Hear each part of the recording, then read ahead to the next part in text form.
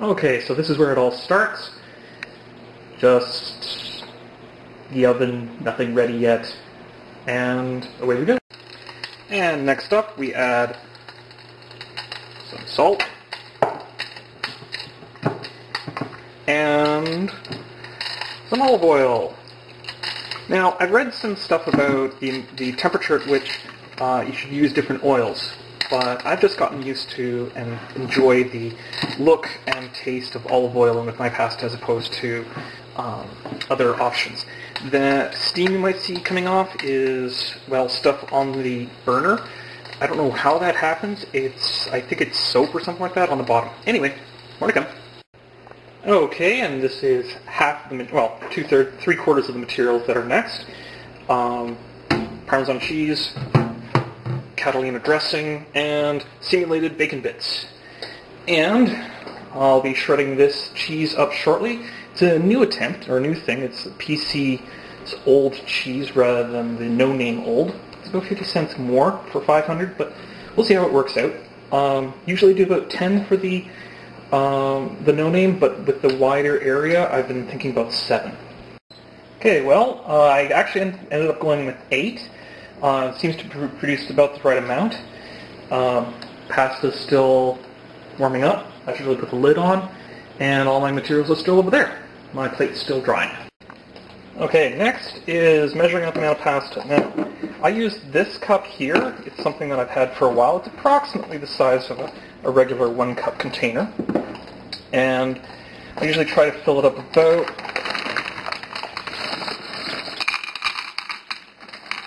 a third or so with kind of a large pasta. In this case, I'm using Capivolati. I'm not sure if that's the correct pronunciation. And then the remaining 2/3 with bent noodle pasta. Unfortunately, it doesn't seem like I have enough, so I'm going to open another package and more to come.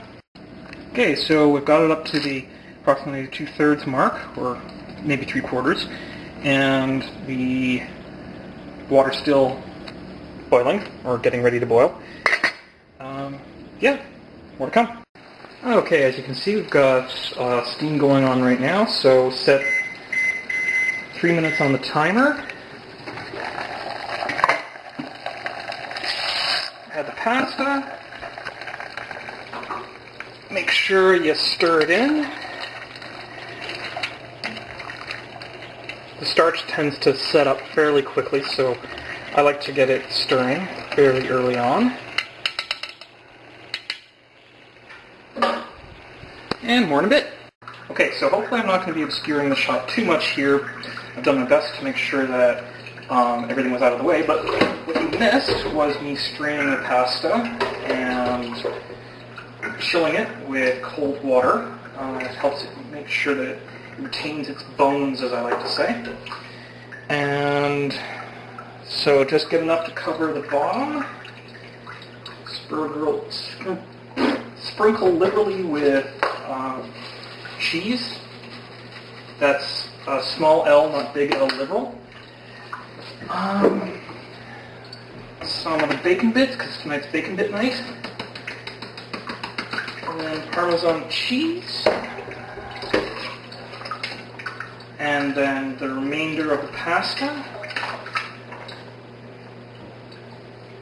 Now, in the past I used to use and put on ranch dressing on the bottom, but I've decided to cut that out, primarily because I tend to find that the taste of the flavor comes primarily from the cheeses and the salad dressing, of all things.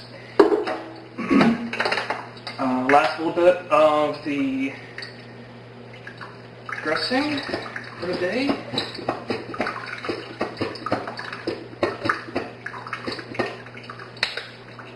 Clean that up later. And then the remainder of the cheese.